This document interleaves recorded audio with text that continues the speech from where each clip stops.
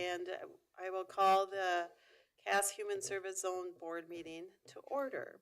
And I'll have Blair do roll call, please. Mr. Vettel,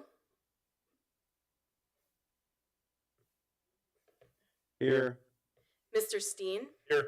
Ms. Fry, Here. Ms. Haugen, Mr. Davison, Here. Mr. Madler, Ms. Saar, Ms. Bollinger. Here. Thanks, Blair. If you notice, this packet is put together. It doesn't have page numbers and it's stapled on the wrong side. That's because I put it together. Blair was out. And I tried. I don't know why the copy machine did that. So, well, we did miss Blair. Or I did miss Blair. I'm like, I'm not going to struggle with those page numbers. I'm not sure how to do that. So, if everybody had an opportunity to look at the minutes from November 4th, if there are no changes or additions, I would entertain a motion to approve. Move to approve. Second? All those in favor, say aye. Aye. Any opposed? Aye. Thank you. Next item on the agenda, kind of have a short agenda, is just to review. We talked a little bit about this in November, and Rick offered to stay on. he was, so really. And I accepted that, or we accepted that opportunity. So if everybody is fine, this is our terms for 2026. So the board will remain the same. One thing I did want to say, we can add at any time during that year. So if we come up or send things over, I know Carrie has done that in the past as well. I'd be happy to engage with people and talk about the opportunity, and then we could review that as a board. But this is what our board looks like moving forward in 2026. So the new terms start on January 1st. Oops. Any comments? Okay, thanks. Next topic, and I just put just a little cover sheet in there to talk about meeting planning for 2026. I know in 2025 we met, I should have counted this up. We met 1, 2, 3, 4, 5, 6, 7, 8 times. So we took off a few months, and that seemed to be a pretty good cadence. And at that time when we were deciding, we decided that cadence, I believe, due to the legislative session. So if things were coming up, there would be opportunity. So I just wanted to open it up for discussion. If there is any interest to change to quarterly would be the only other thought. So there would be 4 meetings a year. I know these last few are kind of quick, November, December, and all of those times, but just open up to thoughts and discussions on that. I did write the quarters down. Rick? Just a thought, I think we had this discussion last time we talked about this. When you go quarterly, if you miss one meeting, you're 6 months out. I mean, it's like, it just seems like way, to me, too big of an absence to even if you're trying to be effective, hard to do that. So that's my 2 cents on that. I think for me, the 8 times works just fine. Okay. That's one opinion. Yep. Appreciate that. That is true. Yeah, if you miss one, it's out. Kyle? Yeah, I think the dynamics too of what's going on with the federal government, an example of the SNAP thing, that was really good to have some background on that and where that was at. And we don't know when those issues will come up. And so I thought that was beneficial too, of keeping it at 8 meetings other than the quarterly meetings too, just the uncertainty of what's going on at the federal level and even at the state level, how that impacts us. Any other thoughts, Julie? Curious on your opinion. It takes work to prepare the board packet and to line up speakers. So from your perspective and the administrative work that goes into it, what's your preferred meeting cadence?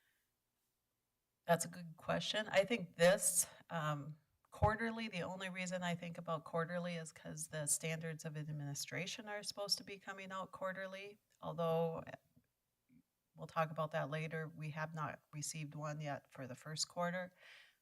So that's why I thought, well, maybe quarterly, but then I agree with Rick, because an hour to get through a quarter's worth of information is sometimes not enough, especially if we want to review like SNAP, or if there's something in child welfare or a topic to bring in somebody, a state partner to talk, I think.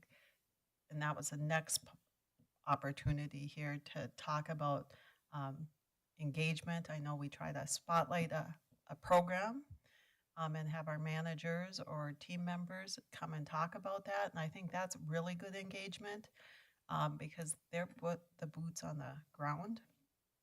And we can talk about our community, what we see, and then maybe how we can engage that. So I just thought from September, we did August, we missed September, October, November, December seemed like between now, there wasn't much, but it's still, I want to make it worthwhile to the board too, and your time. So that's where I thought, didn't have a very robust agenda for this December meeting, but if we need to add a board member at this time, we would be doing it talking about it in December. So I think having a December meeting is important. Yeah. So I didn't think that this cadence was better than monthly. I agree with that, and it sounds like from fellow board members, people like the 8 times. If you could manage it on your end, it sounds like it's worthwhile. I really like what you've done with bringing board members bringing staff members to the meetings and educating us. I think that's been really helpful. Any other thoughts, Joel or Carrie? No, Okay. Fully support continuing with the 8. Okay. That will be, so then our next meeting is on the agenda as, February 3rd. I was a little worried about, I'm like, January. Oh, no, we don't have one in January because I can't book that out and I would be gone. So the next item on there was meeting topics, engagement opportunities. At any time, just looking for those opportunities and how we can dig in deep, or if there's some things from our end. I brought forward a memo for discussion just to give the board that idea. It hasn't come up any further than that, but it gives you a background. So if it does come up, I think that was very helpful to do.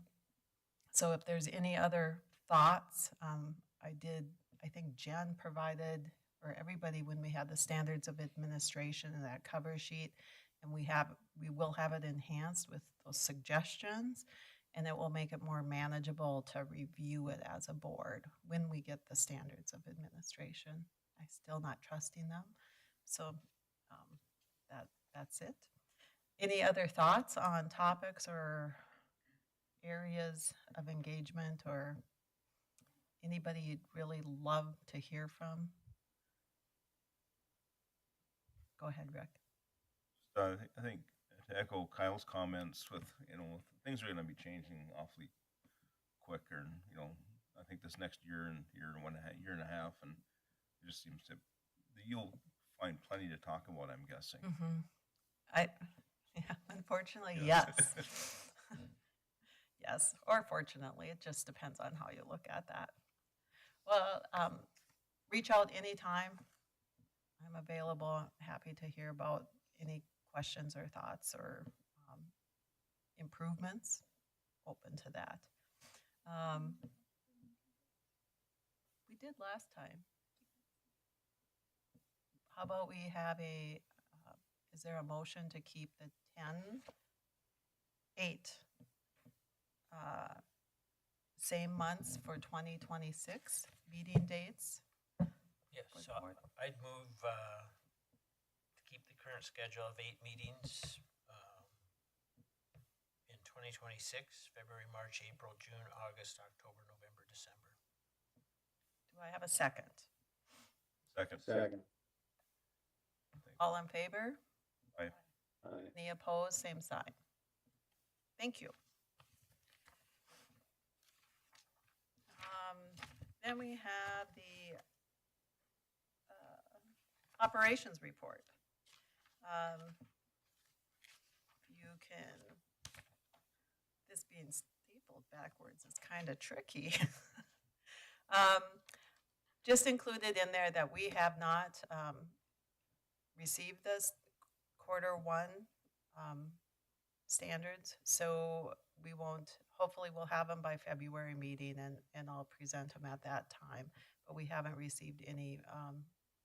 There has been issues with the, I don't know, dashboards that that data has been pulled off of. So I hope they're trying to fix that, and I'll share it out. Julie will get a copy. She gets the same copy that I do as the vice chair, but then I will. Have you received communication from the state about the delay? And Couple times, Kristen Hasbargen, Director of Zone Operations, just, I think there's a gap right now in individuals that have knowledge of the dashboards and how they intersected with, a lot of it, especially for EA, comes off this, what we call the PCL, what's the P again? Position control log. It's a big, big spreadsheet that has grown, which can probably have a problem intersecting to pull accurate data out of it, because everybody does something a little different on that spreadsheet. So there's some of that, and I thought we had a zone directors meeting in October, and at that time I thought it would be here in November, but no, that was November's meeting. I thought I'd have it, but we still don't have it, so that's the communication we've had. Kyle? I think there's been significant turnover at the state level, at the Mhm. high, with the, at the administrative level. So I'm Mhm. sure there's a little bit more evaluation being done about Mhm. some of the perhaps goals or purpose, and so that might be taking a little more time too. And that's good, yeah. Yeah, I think there's some knowledge there, and it will look from that.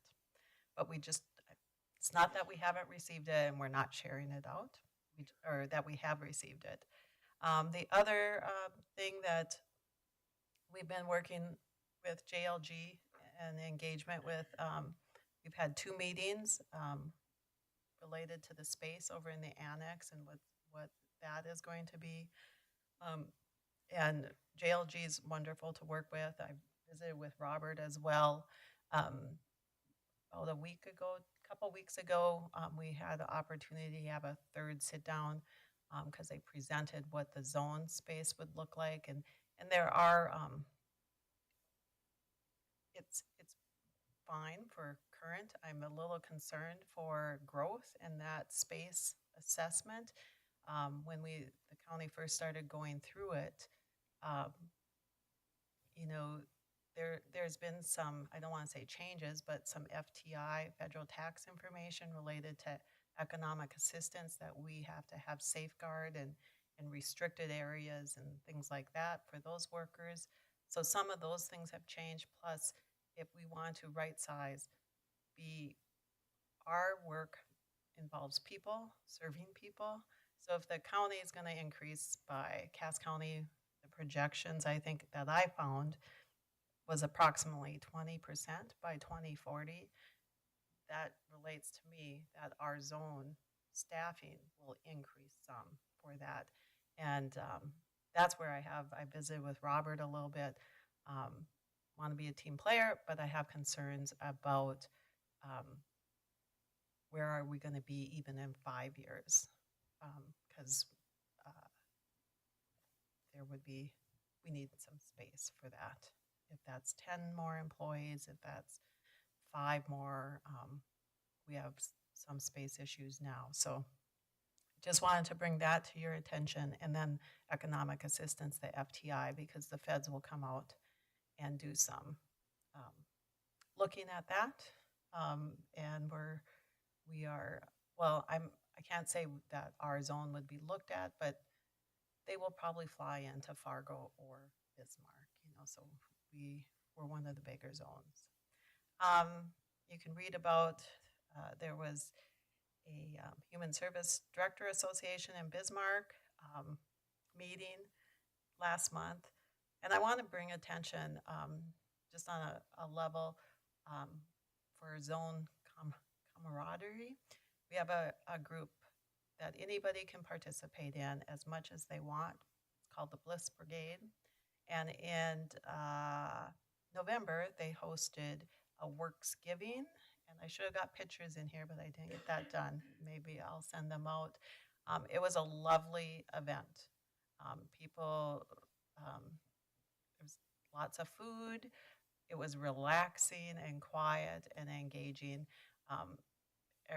Team members, they did an excellent job. And I have to give a shout out. I noticed on some floors, the holiday decorating has already begun. So it's kind of fun to see that, and people are enjoying that. So it was really a nice event. I think I also put in here, we always have team member appreciation in the month of December. So we have a meal that we don't use zone funds for that. On December 11th, you're more than welcome to join us if you can. The Bison Room, it's not meant to be a meeting. It's not meant to be somebody coming to talk to us. It's just meant to be a time to appreciate our team members. So that is coming up, and feel free to join us. If you have any questions, reach out. Shayna always puts together one thing about the economic assistance, the SNAP, the federal shutdown ended, but there was a lot of work done and a lot of meetings, because just because it ended, or then we could issue partial benefits, the system itself had to be updated. So it wasn't like, just because it ended didn't mean people immediately got their full benefit. And what workers did to get that done and keep applications processing, so if they could open, they would get their benefit. So it was paused on the 1st, and they were issued partial benefits on the 7th, and then the end was on the 12th. So workers did work some overtime in that October month to make sure people were getting applications we were received, we could get into the system. But our state partners also had to be working a lot as well to get the system changed. It's just not like you put in like, oh, they get half of this. It's not really half of their benefits. It was a complicated formula. So that was a lot of work for everybody in that month of October. Hopefully we get through the end of January without another shutdown. That would be good. The other thing I wanted to just put on your horizon, let me open this up the wrong way, is the state SNAP team has also submitted, I think it was part of the Rural Transformation Grant, if states also did this as part of the requests for food restriction waivers for the Fed, for FNS. So SNAP benefits, they have not heard back if this waiver was accepted.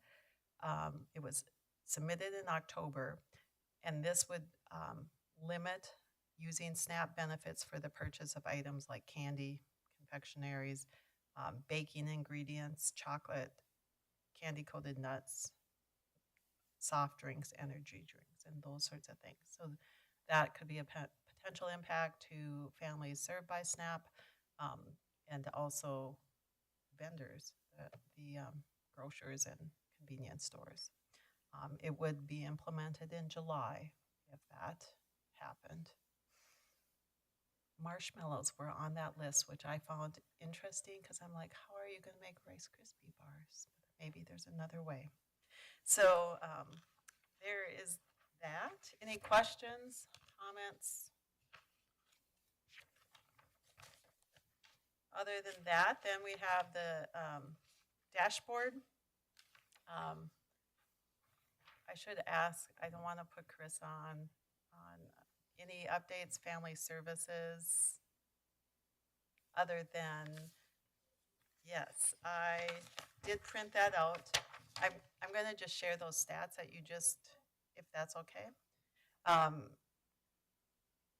Last year, just to give you an idea, and I just brought today's, currently where we speak for CPS assessments, we have 338 open cases starting this week. And Carissa, our manager, did a little analysis this morning that she shared. We're on track to see about a 10% increase in case assignment between 24 to 25. So that's a pretty significant increase. It once again goes to when we're thinking of space in the future. If in 1 year we're seeing a 10% increase, we're receiving more reports. Does that mean the population's growing here? No, we'd have to dig in. But in 2024, the year-end numbers, we had 1,890 cases.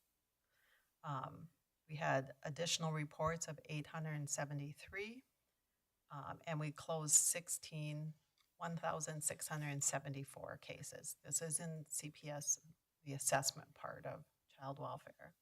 And to date, well, through the end of November, so that was, I guess it's only the first, we have 1,882 new cases, and we have all of December to get through yet.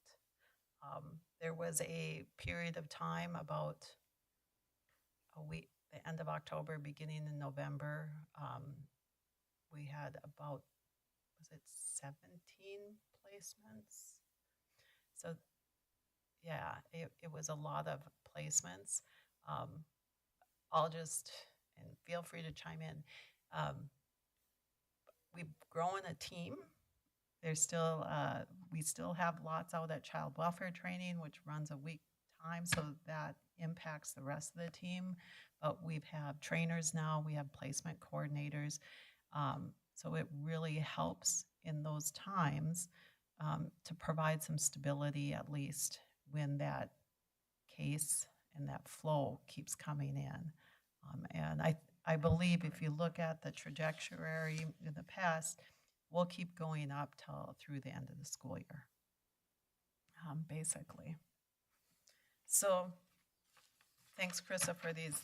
I printed those off. I'm like, oh, interesting. But it also goes to that there's probably a future where we need to add some type of position or two in that area as well. There's economic assistance numbers in there as well, and then there's the turnover and staffing data, if anybody has any questions, and our recruiting details. We had a new case manager start today, and we have a transporter starting on December 8th. So we will have that makes it 3? Will we have all 3? We have 2. We have 3 transporter positions. We used to have 2. We got an additional transporter position because a lot of our youth are needing to go a lot of different places.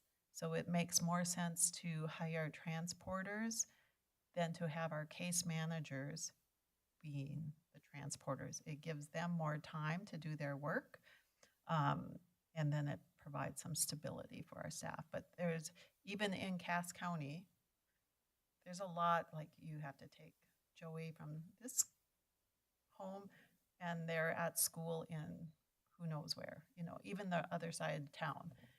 We ensure that they remain in their home school if at all possible, unless they're placed across the state, which we also do a lot of transporting like that as well. So that gives you an idea. In the beginning of the year, we'll be advertising for some economic assistance positions. Any questions on recruiting? And So I know we work with other zones in order to share workloads or overloads. I don't know, whatever word you want to use. So is that just in economic assistance, or are there other areas that we share, that we might outsource, or we might bring people from Griggs or Richland or somewhere in to help us? All zones, and that happened in family services or in child welfare back when 2 years ago, other zones workers were coming in here to help with assessments because we didn't have a full team. That is happening in other areas now, other zones, so it is able to help. There are multi-zone workers. We do have a shared one with Agassiz Valley, that's their employee, but it has not become fruitful, actually, just because of the logistics to use that. RSR to the south, oftentimes, if they have capacity, they'll contact Chris and say, we can take 3 cases this week. That is helpful. And those zones and Buffalo Bridges, which is Valley City and Jamestown, there is that share. But there's quite a few zones right now that are probably in a very similar stage that we were 3 years ago. Is that fair to say, Carissa, that we share? So there is the ability to share. We do some courtesy case management or visits, you know. The one thing we have to remember about Cass County too, we're the medical hub, really, for North Dakota. So any medical things, we often, youth will be coming here for those services and then might be in a foster home here. They might be with another zone, but we'll be asked to do the courtesy case management of that. So sometimes that, we want to be a good partner, but sometimes that can impact the numbers that we're doing as well. Yeah, I was just thinking, and again, it's probably being a legislator a little bit, is like, if our population isn't increasing as a state, that is kind of plateaued, let's just say. I don't have the exact what's going on, but we continue to see some growth in our area. I mean, you can just do the logistics there.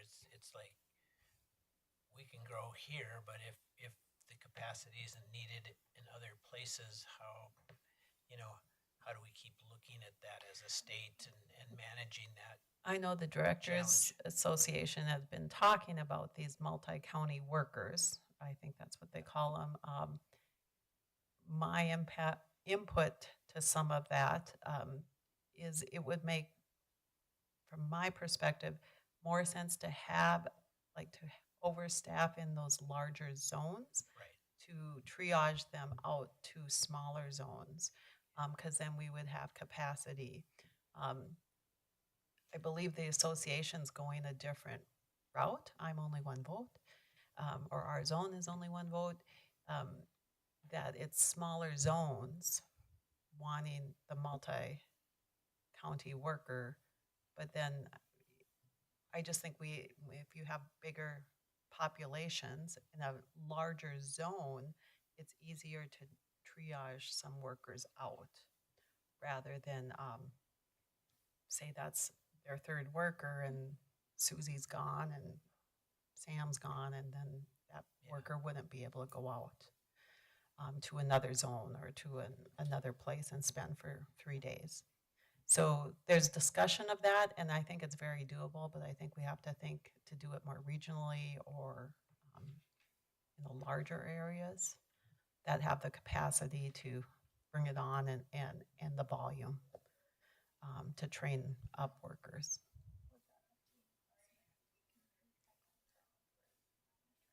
This is Carrie. I just want to kind of add to that sometimes it's not always easy to hire new workers in some of those smaller counties as well. I know at job service, when it comes to some of our smaller offices, it's easier for me to hire someone in Fargo and have them do say, Wiowa regionally from Fargo than it is for Becky to hire someone in Upton or Danica to hire someone in Jamestown. Yeah. Yeah, I think that's, I think our recruiting has seen that, just the level we're at now, has seen that where some of our other partner zones across the state have that, even with, it might be more with child welfare, not as much with economic assistance, because maybe in some of the smaller areas, economic assistance jobs or eligibility might be a good job in that county, and doesn't have the same background or minimum qualifications.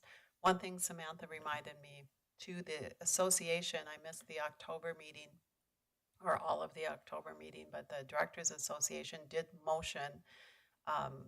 make a motion and passed to allow, to support if Burley and Cass Human Service Zone supported going in for additional FTEs. So the association would support those two zones in like over strengthening our child welfare, which I was very appreciative. I wasn't there, so I had to ask about it. I'm like, what does this mean?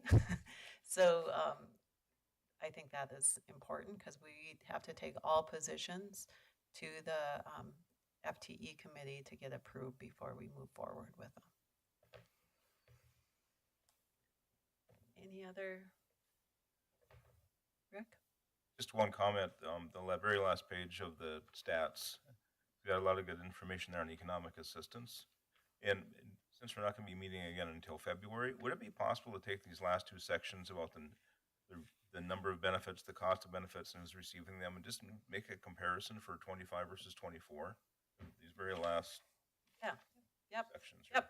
I'd just be curious of what Yep. our activity is with, on an ongoing basis.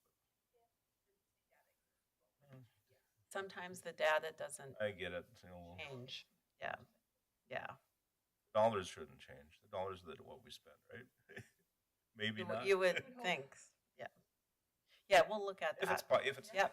even remotely possible, it'd be great. Don't do a lot of work if it's available. It's There's a lot of, there's some dashboards now on the HHS website too that you can drill down the public. These are coming from dashboards that we only have access, or HHS and us, but there's a lot of more public facing, I won't say a lot, but more public facing data, especially related to Medicaid, I think, is where most of those are. Anything else?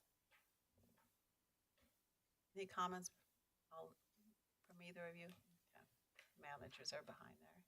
Anything else from Joel or Carrie online? No, I'm good. I said one question. No, not for me. So Okay. next meeting's on Tuesday versus a Monday.